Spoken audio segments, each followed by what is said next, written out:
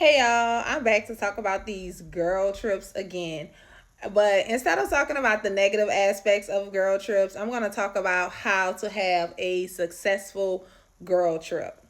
Okay, so rule number one is to book your own hotel room.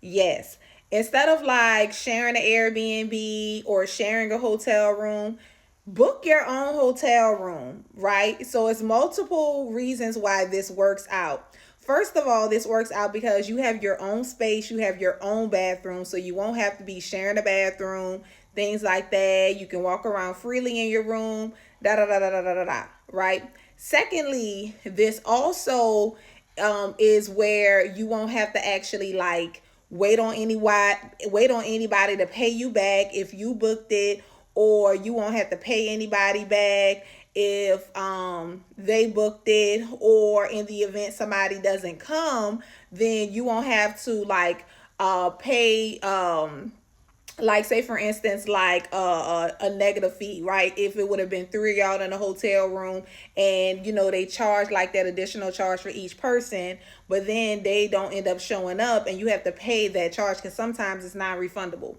So make sure booking your own hotel room, that's number one. Number two, don't make all the excursions mandatory. And I say this because everyone doesn't like to do the same thing. I may not like water sports. This one may not like land sports. This one may not want to do ATV. This one may not want to do like a party boat or something like that. So, in order for there not to be any strife or people to feel like a certain way or feel, like somebody is being funny or acting funny, please just make all of the excursions, not mandatory, so people can pick what they want to do. Usually, like for those who don't want to do anything, they can stay back at the resort or stay back at the hotel and stuff like that. Or if it's more than one person who doesn't want to do it, those people can do another excursion that they would like. But make all of them non-mandatory because that weeds out a lot of strife.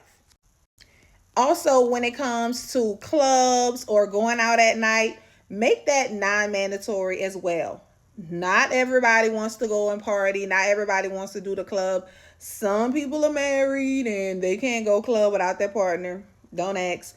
But that's also the case. If that's the case, that's just fine. That's these people business. So don't make that mandatory. But at least, I would say at least two people going out together and not you just going solo out to party just for safety reasons and stuff like that. So don't make that mandatory either because everybody doesn't like to club, and for you not to, feel a certain way or to feel shaded or anything, just make it non-mandatory.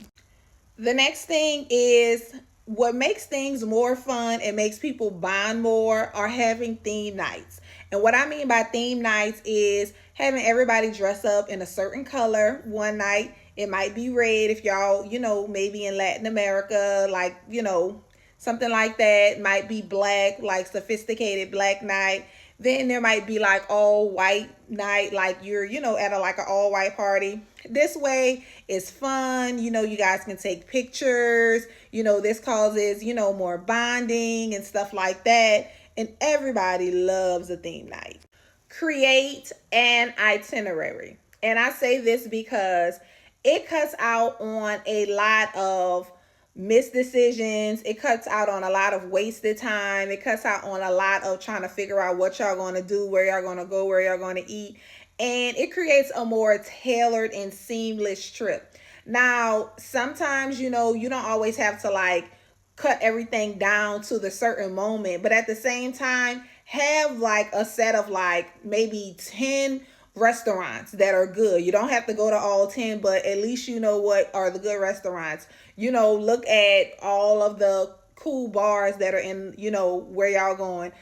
Do maybe five or six cool bars, five or six cool clubs that are cool. At least have some bullet points or highlights of things you all want to do, so at least there'll be things to do, so people aren't trying to figure stuff out, look around, and it wastes a lot of time.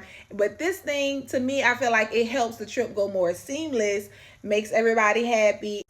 Have time for chill time. Now, we do want to have our itinerary. We want to go on our excursions. We want to do what we want to do, see the place, but have time to actually relax, because a lot of us are getting away from jobs. A lot of us are getting away from kids, from husbands, relationships, whatever the case may be.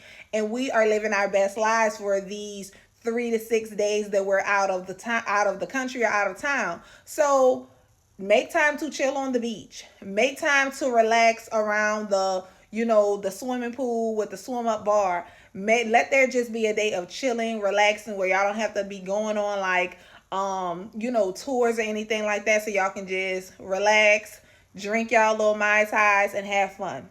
So those are some tips for a perfect girl trip.